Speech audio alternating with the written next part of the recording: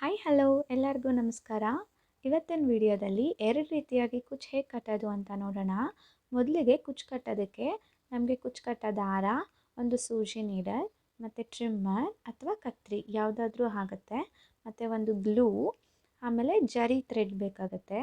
ಜರಿ ಥ್ರೆಡ್ಡಲ್ಲಿ ಎರಡು ಕಲರು ಬರುತ್ತೆ, ಸಿಲ್ವರ್ ಕಲರ್ ಮತ್ತು ಗೋಲ್ಡ್ ಕಲರ್. ನಾವು ಯಾವ ಕಲರಲ್ಲಿ ಕಟ್ತೀವಿ ಆ ಕಲರ್ ಜರಿ ಥ್ರೆಡ್ ತೊಗೊಂಡ್ರೆ ಆಯಿತು. ನಾನು ಎರಡು ಕಲರಲ್ಲಿ ಕುಚ್ಚು ಕಟ್ತಾ ಇರೋದ್ರಿಂದ ನಾನು ಎರಡು ಕಲರ್ ದಾರಾನ ತೊಗೊಂಡಿದ್ದೀನಿ. ನೀವು ಒಂದು ಕಲರ್ ತೊಗೊಂಡು ಬೇಕಾದರೂ ಟ್ರೈ ಮಾಡ್ಬೋದು. ಮೊದಲಿಗೆ ಫೋಟೋ ಫ್ರೇಮ್ ಅಥವಾ ಎಕ್ಸಾಮ್ ಪ್ಯಾಡ್ ಯಾವುದಾದ್ರೂ ಓಕೆ, ಯಾವುದು ಗಟ್ಟಿಗಿರುತ್ತೋ ಅದನ್ನು ತಗೊಳ್ಳಿ. ಈ ರೀತಿ ಒಂದು ಎಡ್ಜಲ್ಲಿ ಇಟ್ಕೊಂಡು ಹೀಗೆ ಒಂದು ರೌಂಡ್ ಹಾಕಬೇಕು. ನಾವು ಫುಲ್ಲು ಒಂದು ರೌಂಡ್ ಕಂಪ್ಲೀಟ್ ಆದಮೇಲೆ ನಾವು ಒನ್ ಅಂತ ಅದನ್ನು ಕನ್ಸಿಡರ್ ಮಾಡಿಕೊಂಡು ನಾವು ಎಳೆನ ಕೌಂಟ್ ಮಾಡ್ಕೊಬೇಕಾಗತ್ತೆ. ಈ ರೀತಿ 120 ಎಳೆ ತೊಗೊಬೇಕು. ಈ ಕಸ್ಟಮರು ಪರ್ಟಿಕ್ಯುಲರಾಗಿ ನನಗೆ ಕುಚ್ಚು ದಪ್ಪ ಬೇಕು ಅಂತ ಹೇಳಿರೋದ್ರಿಂದ ನಾನು 150 ಎಳೆ ತೊಗೊಂಡಿದ್ದೀನಿ. 150 ಎಳೆ ಆದಮೇಲೆ ಕಟ್ ಮಾಡಿಕೊಂಡು ಈ ಥರ ಗ್ಲೂ ಹಾಕಿ ರೆಡಿ ಮಾಡಿ ಇಟ್ಕೊಬೇಕು. ನಾನು ಎರಡು ಕಲರಲ್ಲಿ ಹಾಕ್ತಿರೋದು ಅಂತ ಹೇಳ್ತಿದ್ದೀನಲ್ಲ, ಸೊ ಅದಕ್ಕೆ ನಾನು ಎರಡು ಕಲರ್ನು ಸಹ ರೆಡಿ ಮಾಡಿ ಇಟ್ಕೊಂಡಿದ್ದೀನಿ. ಈ ರೀತಿ ಗ್ಲೂ ಆದರೂ ಹಾಕಿ ರೆಡಿ ಮಾಡ್ಕೊಬೋದು. ಇಲ್ಲ ನನ್ನ ಹತ್ರ ಗ್ಲೂ ಇಲ್ಲ ಅಂತ ಅನ್ನೋರು ಈ ರೀತಿ ದಾರದಲ್ಲಿ ಕಟ್ಕೊಂಡ್ರೂ ನಡೆಯುತ್ತೆ. ನಾವು ಡೈರೆಕ್ಟ್ ಬೇಬಿ ಕುಚ್ಚನ್ನೇ ಹಾಕ್ತಾಯಿದ್ದೀವಿ ಸ್ಯಾರಿಗೆ ಅಂತ ಅಂದರೆ ಗ್ಲೂ ಹಾಕಿ ಅದನ್ನು ಸೂಜಿಗೆ ಪೋಣಿಸ್ಕೊಬೇಕಾಗತ್ತೆ. ಇಲ್ಲ ನಾವು ಕ್ರೋಶಾ ವರ್ಕ್ ಮುಗಿಸಿ ನಾವು ಹಾಕ್ತಾಯಿದ್ದೀವಿ ಅಂದರೆ ಈ ರೀತಿ ದಾರದಲ್ಲಿ ಕಟ್ಕೊಂಡ್ರೆ ಸಾಕು. ಗ್ಲೂ ಏನು ಬೇಕೇ ಬೇಕು ಅನ್ನೋ ಅವಶ್ಯಕತೆ ಇರೋದಿಲ್ಲ. ಈ ರೀತಿ ಒಂದು ಎಡ್ಜಿಗೆ ದಾರನ ಒಂದು 3 ಸತಿ ಸುತ್ತಕೊಂಡು ಹೂ ಕಟ್ಟೋಕ್ಕೆ ನಾವು ಹೇಗೆ ಬಳಸ್ತೀವಿ ಆ ಥರ ಒಂದು 3 ಗಂಟು ಹಾಕ್ಕೊಂಡ್ರೆ ಅಲ್ಲಿಗೆ ಅದು ಫಿಟ್ಟಾಗಿ ಕುತ್ಕೊಂಡ್ಬಿಡುತ್ತೆ. ಇವಾಗ ಐರನ್ ಮಾಡ್ಕೊಂಬಿಡೋಗಳನ್ನ ನಾವು ನಮ್ಮ ಹೇರ್ಸ್ನ ಸ್ಟ್ರೈಟ್ನಿಂಗ್ ಮಾಡಿಕೊಂಡ್ರೆ ಎಷ್ಟು ಚೆನ್ನಾಗಿ ಕಾಣಿಸುತ್ತೋ ಅದೇ ರೀತಿ ಈ ದಾರನೂ ಐರನ್ ಮಾಡ್ಕೊಂಡು ಕುಚ್ಚು ಕಟ್ಟಿದ್ರೆ ಚೆನ್ನಾಗಿ ಕಾಣಿಸುತ್ತೆ. ಆದಷ್ಟು ಐರನ್ ಮಾಡಿಕೊಂಡೇ ಕುಚ್ಚು ಕಟ್ಟಿ. ಮೊದಲಿಗೆ ಈ ಜರಿ ಥ್ರೆಡ್ನ ಒಂದೆಳೆ ಬರೋ ಥರ ಸೂಜಿಗೆ ಪೋಣಿಸ್ಕೊಳ್ಳೋಣ. ಗಂಟೇನು ಹಾಕೋ ಅವಶ್ಯಕತೆ ಇರೋದಿಲ್ಲ. ಈ ಕ್ರೋಶಾ ವರ್ಕ್ ಏನಿದೆ ಅದನ್ನು ಬೇಸಿಕ್ಕಿಂದ ಆದಷ್ಟು ಸಿಂಪಲ್ಲಾಗಿ ಸ್ಟೆಪ್ ಬೈ ಸ್ಟೆಪ್ ಹೇಳ್ಕೊಡೋ ಅಂಥ ಸಣ್ಣ ಪ್ರಯತ್ನ ಮಾಡಿದ್ದೀನಿ. ಅದರ ಲಿಂಕ್ ಬಂದು ಡಿಸ್ಕ್ರಿಪ್ಷನ್ ಬಾಕ್ಸ್ನಲ್ಲಿ ಕೊಟ್ಟಿರ್ತೀನಿ. ಇಂಟ್ರೆಸ್ಟ್ ಇರೋರು ಒಮ್ಮೆ ಡಿಸ್ಕ್ರಿಪ್ಷನ್ ಬಾಕ್ಸ್ನ ಚೆಕ್ ಮಾಡಿ ನೋಡಿ. ಇವಾಗ ನಾನು 2 ಆರ್ಚ್ಗಳ ಮಧ್ಯ ಒಂದೇ ಕಲರ್ದು 2 ಕುಚ್ಚು ಬರೋ ಹಾಗೆ ಕಟ್ತಾ ಇರ್ತೀನಿ. ನಾವೇನು 150 ಎಳೆ ದಾರ ರೆಡಿ ಮಾಡ್ಕೊಂಡಿದ್ವಲ್ಲ ಅದು ಒಳಗಡೆ ಅಂದರೆ ಹಿಂದ್ಗಡೆಯಿಂದ ಫುಲ್ ನಮಗೆ ಎಷ್ಟು ಉದ್ದ ಬೇಕು 1 ಇಂಚಿಗೆ ನಾನು ಕುಚ್ಚು ಕಟ್ತಾ ಇರೋದ್ರಿಂದ 1 ಇಂಚ್ ಲೆಂತ್ನ ಬಿಟ್ಟು ಇನ್ನು ಮಿಕ್ಕಿದೆಲ್ಲನೂ ನಾವು ಮುಂದೆಗಡೆ ಹೇಳ್ಕೊಬೇಕು. ಮತ್ತು ನಾವು ಸೂಜಿ ಏನು ರೆಡಿ ಮಾಡ್ಕೊಂಡಿದ್ವಲ್ಲ ಜರಿ ಥ್ರೆಡ್ ಪೋಣಿಸಿ ಅದನ್ನು ಮಧ್ಯದಿಂದ ಇನ್ಸರ್ಟ್ ಮಾಡ್ಕೊಬೇಕು. ಹಿಂದೆಗಡೆ ಮಧ್ಯದಿಂದ ಮುಂದೆಗಡೆಗೆ ಇನ್ಸರ್ಟ್ ಮಾಡಿ ಹೇಳ್ಕೊಬೇಕು. ಫುಲ್ಲು ಹೇಳ್ಕೊಳ್ಳೋದೇನು ಬೇಡ, ಒಂದು ಸ್ವಲ್ಪ ಹೇಳ್ಕೊಬೇಕು ಅಷ್ಟೇ.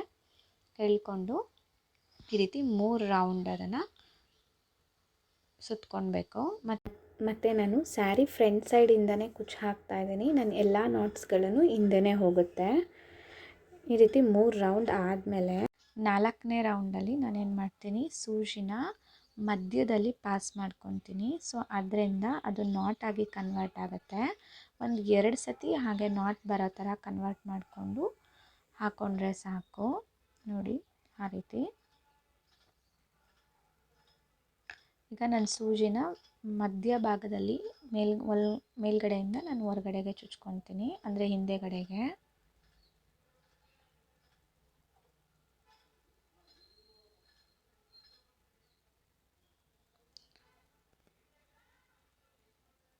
ಹಿಂದೆಗಡೆ ಮಧ್ಯದಿಂದ ನಾವೇನು ಸರ್ಕಲ್ ಮಾಡಿರ್ತೀವಲ್ಲ ಆ ಜರಿ ಥ್ರೆಡ್ಡಲ್ಲಿ ಅದರಿಂದ ಪಾಸ್ ಮಾಡಿಕೊಂಡು ಒಂದು ನಾಟ್ ಹಾಕ್ಕೊಂಡ್ರೆ ಮತ್ತು ಅದ್ರ ಮಧ್ಯ ಪಾಸ್ ಮಾಡಿಕೊಂಡ್ರೆ ಆಯಿತು. ನಮ್ಮ ಕುಚ್ಚು ರೆಡಿ ಆಗೇ ಹೋಯಿತು. ಕೆಳಗಡೆ ಎಷ್ಟು ಬೇಕೋ ಅಷ್ಟಕ್ಕೆ ಸಮವಾಗಿ ಕಟ್ ಮಾಡ್ಕೊಬೇಕು.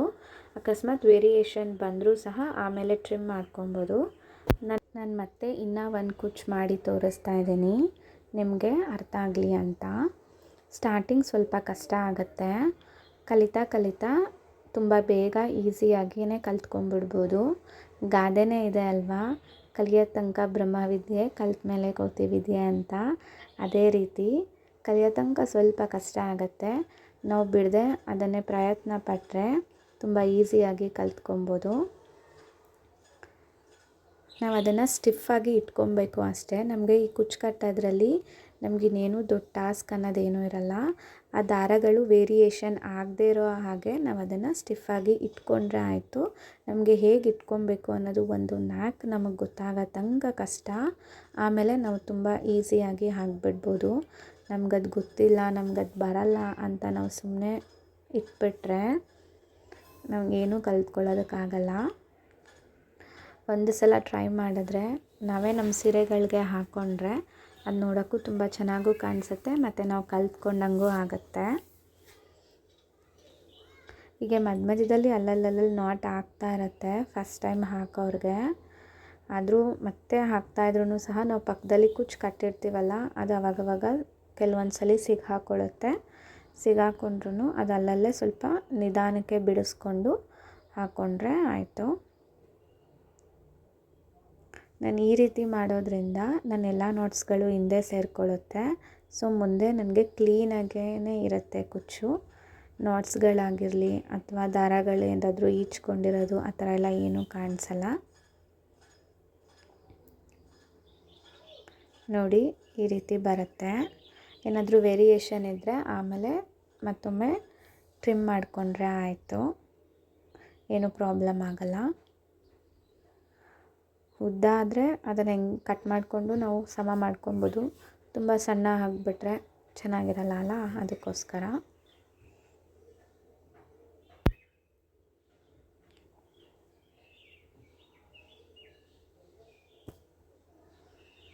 ಅದು ಒಂದು ರೀತಿ ಕುಚ್ಚು ಆಯಿತು. ಇನ್ನೂ ಒಂದು ರೀತಿ ನಾನು ಕುಚ್ಚು ಹಾಕೋದನ್ನ ತೋರಿಸ್ತೀನಿ. ಈ ಥರ ಕುಚ್ಚು ಹಾಕೋದ್ರಲ್ಲಿ ನಾವು ಯಾವುದೇ ರೀತಿ ಸೂಜಿಗೆ ದಾರ ಪೋಣಿಸ್ಕೊಳ್ಳೋ ಅವಶ್ಯಕತೆ ಇರಲ್ಲ. ಡೈರೆಕ್ಟ್ ಜರಿ ಥ್ರೆಡ್ಡಲ್ಲೇ ಒಂದು ಎಳೆ ದಾರ ತೊಗೊಳ್ಬೇಕು ಅಷ್ಟೇ. ಮಾಮೂಲಿ ಫಸ್ಟು ನಾವು ಏನು 150 ಎಳೆ ಪೋಣಿಸ್ಕೊತೀವಲ್ಲ ಅದನ್ನು ಪೋಣಿಸ್ಕೊಂಡು ಇದರಲ್ಲಿ ನಾವೇನು ಮಾಡ್ತೀವಿ, ಮೊದಲಿಗೆ ನಮಗೆ ಎಷ್ಟು ಉದ್ದ ಕುಚ್ಚು ಬೇಕು, ಎಷ್ಟು ಲೆಂತ್ ಬೇಕು ಅಂತ ನೋಡಿಕೊಂಡು ಕಟ್ ಮಾಡ್ಕೊಬೇಕು. ಈ ರೀತಿ 2 ಫಿಂಗರ್ ಮಧ್ಯದಲ್ಲಿ ನಾವು ಕುಚ್ಚನ್ನ ಗಟ್ಟಿಯಾಗಿ ಹಿಡಿದಿಟ್ಕೊಬೇಕಾಗುತ್ತೆ. ಯಾಕಂದರೆ ನಾವು ಜರಿ ಥ್ರೆಡ್ಡಲ್ಲಿ ಲಾಕ್ ಮಾಡೋಕ್ಕೂ ಮುಂಚೆನೇ ನಾವು ದಾರ ಕಟ್ ಮಾಡ್ಕೊಂಬಿಡೋದ್ರಿಂದ ಈ ಥರ ಫಿಟ್ಟಾಗಿ ಅದನ್ನು 2 ಬೆರಳು ಮಧ್ಯ ಇಟ್ಕೊಬೇಕಾಗತ್ತೆ. ಮತ್ತು ನಮಗೆ ಎಷ್ಟು ಉದ್ದ ಬೇಕು ಅಷ್ಟುದ್ದನೇ ನಾವು ದಾರ ಬಿಟ್ಕೊಂಡು ಕಟ್ ಮಾಡ್ಕೊಬೇಕು. ಮತ್ತು ಕಟ್ ಮಾಡ್ಕೊಂಡಿದ್ದಾದಮೇಲೆ ನಾನು ಹೇಗೆ ಕೈ ವೇರಿಯೇಷನ್ ಮಾಡಿಕೊಂಡು ಮೇಲಿಟ್ಕೊಂಡಲ್ಲ ಆ ರೀತಿ ಇಟ್ಕೊಂಡು ಡೈರೆಕ್ಟ್ ಒಂದೆಳೆ ದಾರನ, ನಾನು ಯಾವುದೇ ರೀತಿ ಸೂಜಿಗೆ ಪೋಣಿಸಿಲ್ಲ, ಒಂದೆಳೆ ದಾರನ ಹಾಗಿಟ್ಕೊಂಡು ರೌಂಡ್ ಮಾಡ್ಕೊತಾ ಇದ್ದೀನಿ. ಒಂದು 6ರಿಂದ 8 ರೌಂಡು ಈ ರೀತಿ ಮಾಡಿಕೊಂಡ್ರೆ ಸಾಕು. ಈ ರೀತಿ ಮಾಡಿಕೊಂಡು ಸ್ವಲ್ಪ ಟೈಟಾಗಿ ಇಟ್ಕೊಂಡು, ಎಲ್ಲರಿಗೂ ಹೂ ಕಟ್ಟೋದು ಗೊತ್ತೇ ಇರುತ್ತಲ್ಲ ಆ ಥರ ಹೂ ಕಟ್ಟೋ ಥರ ಹಿಂಗೆ ಇಟ್ಕೊಂಡು ನಾವು ಅಲ್ಲಿಗೆ ಅದನ್ನು ಹಾಕಿ ಲಾಕ್ ಮಾಡಿಕೊಂಡ್ರೆ ಆಯಿತು. ಇಷ್ಟೇ, ಟೈಟಾಗಿ ಹೂ ಕಟ್ಟೋ ಥರ ಹಾಕಿ ಎಳ್ಕೊಂಡ್ರೆ ಅಲ್ಲಿ ಅದು ಲಾಕ್ ಆಗೇ ಬಿಡುತ್ತೆ ಗಟ್ಟಿಯಾಗಿ. ಒಂದು ಸಲ ನಾವು ಹೂ ಕಟ್ಟೋ ಥರ ಹಿಂಗೆ ಹಾಕಿ ಟೈಟಾಗಿ ಎಳ್ಕೊಂಬಿಟ್ರೆ ಸಾಕು, ಅದು ಗಟ್ಟಿಯಾಗಿ ಲಾಕ್ ಆಗಿಬಿಡತ್ತೆ. ಆಮೇಲೆ ನಾವು ಕೈನ ಫ್ರೀ ಬಿಟ್ಕೊಂಡ್ರು ಏನು ವೇರಿಯೇಷನ್ ಆಗೋಲ್ಲ. ಅದನ್ನು ಕಟ್ಟಾದರೂ ಮಾಡ್ಕೊಬೋದು ಆ ದಾರನ, ಇಲ್ಲಾಂದರೆ ಟೈಟಾಗಿ ಹಿಂಗೆ ಎಳ್ಕೊಂಡ್ರು ಅದು ಪಟ್ ಅಂತ ಕಟ್ಟಾಗಿಬಿಡುತ್ತೆ. ಜರಿ ಥ್ರೆಡ್ ಸಾಫ್ಟಾಗೇ ಇರುತ್ತೆ, ಅಂಥ ಗಟ್ಟಿ ಇರಲ್ಲ. ಇವಾಗ ನಾವು ಎಷ್ಟು ಸಮಕ್ಕೆ ಬೇಕೋ ಅಷ್ಟಕ್ಕೆ ಟ್ರಿಮ್ ಮಾಡಿಕೊಂಡ್ರೆ ಆಯಿತು. ಫಸ್ಟ್ ಟೈಮ್ ಹಾಕೋರು ಸ್ವಲ್ಪ ಲೆಂತಾಗೆ ಹಾಕಿ, ಯಾಕಂದರೆ ಅದು ನಮಗೆ ಗಟ್ಟಿಯಾಗಿ ಇಟ್ಕೊಳ್ಳೋಕ್ಕಾಗಿಲ್ಲ ಅಂತಂದರೆ ದಾರಗಳೆಲ್ಲ ಬಿಚ್ಚೋಗ್ಬಿಡುತ್ತೆ. ಆಮೇಲೆ ಕಲಿತಾ ಬೇಕಾದ್ರೆ ನಮ್ಗೆ ಕರೆಕ್ಟಾಗಿ 1 ಇಂಚ್ ಏನು ಬರುತ್ತೋ ಅಷ್ಟಕ್ಕೆ ಹಾಕ್ಬೋದು.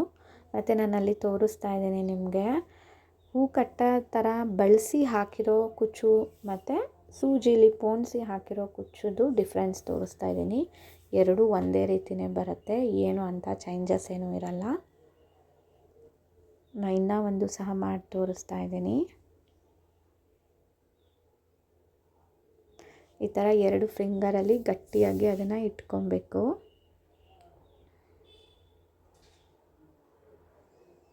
ಕಟ್ ಮಾಡಿದ್ದಾದಮೇಲೆ ಈ ಕೈಯಲ್ಲಿ ರೈಟ್ ಹ್ಯಾಂಡಲ್ಲಿ ನಾವು ಅದನ್ನು ಗಟ್ಟಿಯಾಗಿ ಇಟ್ಕೊಂಡು ಲೆಫ್ಟ್ ಹ್ಯಾಂಡನ್ನ ಮೇಲ್ಗಡೆಯಿಂದ ಇಟ್ಕೊಬೇಕಾಗತ್ತೆ. ಮತ್ತು ಒಂಚೂರು ಈ ಥರ ಮೇಲ್ಗಡೆ ಬರೋ ಥರ ಥ್ರೆಡ್ನ ಇಟ್ಕೊಂಡು ರೌಂಡ್ ಹಾಕಬೇಕು. ಮತ್ತು ನಮಗೆ ಸರ್ಕಲ್ ಎಲ್ಲಿಗೆ ಬೇಕೋ ಅಲ್ಲಿಗೆ ನಮ್ಮದು ಹೆಬ್ಬೆಟ್ಟಿನ ಫಿಂಗರ್ ಅಂತ ಏನು ಹೇಳ್ತಾರೆ ಅದನ್ನು ಇಟ್ಕೊಂಡು ನಾವು ರೌಂಡ್ ಹಾಕಬೇಕಾಗತ್ತೆ. ನೋಡಿ ಈ ಥರ ನಾನು ಒಂದು ಸತಿ ಅದನ್ನು ಲಾಕ್ ಮಾಡಿದ್ಮೇಲೆ ನಾನೇನು ಫಸ್ಟ್ ತೊಗೊಂಡಿದ್ನಲ್ಲ ಒಂದು ಲೈನ್ ಜರಿ ಥ್ರೆಡ್ ಅದನ್ನು ಕೆಳಗಡೆಗೆ ಬಿಟ್ಕೊಂಡು ಹಾಕ್ತಾಯಿದ್ದೀನಿ.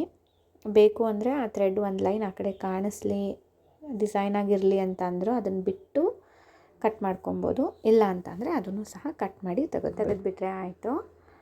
ಈ ರೀತಿ ಕುಚ್ಚು ಕಟ್ಟಾದಮೇಲೆ ನಮಗೆ 1 ಇಂಚಿಗೆ ಎಷ್ಟು ಉದ್ದ ಬೇಕೋ ಅಷ್ಟಕ್ಕೆ ಆಮೇಲೆ ಟ್ರಿಮ್ ಮಾಡಿಕೊಂಡ್ರೆ ಆಯಿತು. ಸ್ಟಾರ್ಟಿಂಗ್ ಕಟ್ತಿರೋರು ಸ್ವಲ್ಪ ಉದ್ದಕ್ಕೇ ಹಾಕಿ, ಯಾಕಂದರೆ 1 ಇಂಚ್ ಅಂತ ಅಂದ್ಕೊತೀವಿ, ಅದು 1 ಇಂಚಿಗಿಂತ ಕಮ್ಮಿ ಆಗಿಬಿಟ್ರೆ ಮತ್ತು ಕಂಪ್ಲೀಟ್ ವೇಸ್ಟ್ ಆಗಿಬಿಡತ್ತೆ. ನಾವು ಆ ಕುಚ್ಚನ್ನ ತೆಗೆದುಬಿಟ್ಟು ಹೊಸ್ದಾಗೆ ಹಾಕಬೇಕಾಗತ್ತೆ. ಸೊ ಅದ್ರ ಬದಲು ಈ ರೀತಿ ಒಂಚೂರು ಉದ್ದಕ್ಕೇ ನಾವು ಕಟ್ ಮಾಡಿಕೊಂಡ್ರೆ ಆಮೇಲೆ ಟ್ರಿಮ್ ಮಾಡ್ಕೊಬೋದು, ಏನೂ ಪ್ರಾಬ್ಲಮ್ ಆಗೋಲ್ಲ. ಈ 2 ಶೈಲಿಲೂ ಸಹ ನಾವು ಕುಚ್ಚನ್ನ ಕಟ್ಬೋದು.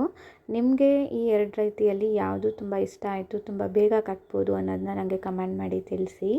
ಮತ್ತು ಲಾಸ್ಟಲ್ಲಿ ಕ್ರೋಶಾ ಹಾಕಿ ಕೊನೆಯಲ್ಲಿ ಥ್ರೆಡ್ ನಾವೇನು ಲಾಕ್ ಮಾಡಿ ತೆಗೆದಿರ್ತೀವಲ್ಲ ಅದನ್ನು ಕುಚ್ಚು ಒಳಗಡೆನೇ ಸೇರಿಸಿ ಲಾಕ್ ಮಾಡ್ಕೊಬೇಕು. ಈ ರೀತಿ ಕ್ರೋಶಾ ನೀಡಲ್ನೇ ಅದನ್ನು ಹೆಂಗೆ ಸೇರಿಸ್ಕೊಂಡು ಒಳಗಡೆಗೆ ಆ ಎಕ್ಸಸ್ ಆಫ್ ಥ್ರೆಡ್ನ ನಾವು ಒಳಗಡೆ ಎಳ್ಕೊಂಡು ಅದಕ್ಕೇ ಇವಾಗ ಕುಚ್ಚು ಕಟ್ಕೊಬೇಕು. ಸೊ ಅದೇನಾಗುತ್ತೆ, ಕುಚ್ಚು ಒಳಗಡೆನೆ ಆ ಕ್ರೋಶಾ ಎಕ್ಸಸ್ ಥ್ರೆಡ್ಡನ್ನು ಸಹ ಒಳಗಡೆ ಹೊಟ್ಟೋಗ್ಬಿಡೋದ್ರಿಂದ ಅದು ಟೈಟಾಗಿ ಕುತ್ಕೊಳ್ಳುತ್ತೆ, ಯಾವತ್ತೂ ಅದು ಬಿಚ್ಚೋಗಲ್ಲ. ಇದನ್ನು ಹಿಂದೆಗಡೆ ಕಟ್ ಮಾಡಿ ಹಿಂದೆಗಡೆ ಗಮ್ ಹಾಕಿನೂ ಸಹ ಸ್ಟಿಕ್ ಮಾಡ್ಬೋದು, ಬಟ್ ಅದು ಯೂಸ್ ಮಾಡ್ತಾ ಬಿಚ್ಚೋಗ್ಬಿಡುತ್ತೆ ಅನ್ನೋ ಕಾರಣಕ್ಕೆ ಈ ರೀತಿ ಹಾಕೋದ್ರಿಂದ ನೀಟಾಗಿ ಫಿನಿಶಿಂಗ್ ಬರುತ್ತೆ ಅಂತ. ಮತ್ತು ನಾನು 2ನೇ ಶೈಲಿಯಲ್ಲಿ ಕುಚ್ಚು ಕಟ್ಟೋ ರೀತಿ ತೋರಿಸಿದ್ನಲ್ಲ, ಜಸ್ಟ್ ರೋಲ್ ಮಾಡಿಕೊಂಡು ಹೂ ಕಟ್ಟೋ ಥರ ಬೆಳೆಸ್ಕೊಂಡು ನಾಟ್ ಹಾಕ್ಕೊಂಡು ಕಟ್ ಮಾಡ್ಕೊಳ್ಳೋದು, ಅದನ್ನು ಅದೇ ಥರ ಕುಚ್ಚನ್ನ ನಾನು ಯಾವಾಗಲೂ ಪ್ರಿಫರ್ ಮಾಡೋದು.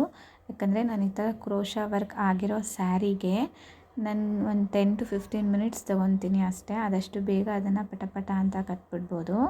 ಈ ರೀತಿ ಕುಚ್ಚು ಕಟ್ಟಬೇಕಾದ್ರೆ ಒಂದನ್ನು ನಾವು ಮೈಂಡಲ್ಲಿ ಇಟ್ಕೊಬೇಕು, ಏನಪ್ಪ ಅಂತ ಅಂದರೆ ನಾವು ಏನು ಸ್ಟಾರ್ಟಿಂಗ್ ರೋಲ್ ಮಾಡ್ತೀವಲ್ಲ ಒಂದು 8 ಸತಿ ರೋಲ್ ಮಾಡಬೇಕು ಅಷ್ಟೇ. ತುಂಬ ಟೈಟಾಗಿ ಕುತ್ಕೊಳ್ಳಿ ಅಂತ ನಾವು ಜಾಸ್ತಿ ಸಲ ಎಲ್ಲ ರೋಲ್ ಮಾಡೋಕ್ಕೆ ಹೋಗ್ಬಿಟ್ರೆ ಅದು ಜರಿ ಥ್ರೆಡ್ಡು ಮತ್ತು ಈ ನಾವೇನು ಕುಚ್ಚು ಕಟ್ಟಿದ್ದೀವಿ ಅದು ಎರಡು ತುಂಬ ಸಿಲ್ಕಿ ಆಗಿರೋದ್ರಿಂದ ಜಾರ್ಕೊಂಡು ಬಂದುಬಿಡುತ್ತೆ ಡೇ ಬೈ ಡೇ. ಸೊ ಒಂದು 8 ಸತಿ ರೋಲ್ ಮಾಡಿಕೊಂಡು ಒಂದು 3 ಸತಿ ನಾಟ್ ಹಾಕ್ಕೊಂಡ್ರೆ ಸಾಕು, ಅಷ್ಟಕ್ಕೆ ಅದು ಟೈಟಾಗಿ ಕುತ್ಕೊಳ್ಳುತ್ತೆ. ಮತ್ತು ನಾನು ಮಾತಾಡಿರೋ ರೀತಿ ಅಥವಾ ಎಕ್ಸ್ಪ್ಲೇನ್ ಮಾಡಿರೋ ರೀತಿ ನಿಮಗೇನಾದರೂ ಇಷ್ಟ ಆಗಿಲ್ಲ ಅಂದರೆ ದಯವಿಟ್ಟು ಬೇಜಾರು ಮಾಡ್ಕೊಂಬಿಡಿ. ನಾನು ಡೇ ಬೈ ಡೇ ಅದನ್ನು ಸಹ ಇಂಪ್ರೂವ್ ಮಾಡ್ಕೊತೀನಿ. ನಾನು ಎಲ್ಲ ಕುಚ್ಚುಗಳನ್ನೂ ಕಟ್ಬಿಟ್ಟು ಫೈನಲ್ ಲುಕ್ ಹೇಗೆ ಬರುತ್ತೆ ಅಂತ ತೋರಿಸ್ತಾ ಇದ್ದೀನಿ ನೋಡಿ. ನಾನು ಒಂದೇ ಕಲರ್ದು 2 ಕುಚ್ಚು ಕಟ್ಟಿದ್ದೀನಿ, ನೀವು 3 ಸಹ ಕಟ್ಕೊಬೋದು, ಚೆನ್ನಾಗೇ ಕಾಣಿಸುತ್ತೆ. ಈ ಒಂದು ವಿಡಿಯೋ ನಿಮ್ಗೆ ಇಷ್ಟ ಆದರೆ ಪ್ಲೀಸ್ ಒಂದು ಲೈಕ್ ಮಾಡಿ, ಶೇರ್ ಮಾಡಿ, ಸಬ್ಸ್ಕ್ರೈಬ್ ಮಾಡ್ಕೊಳ್ಳಿ. Thank you.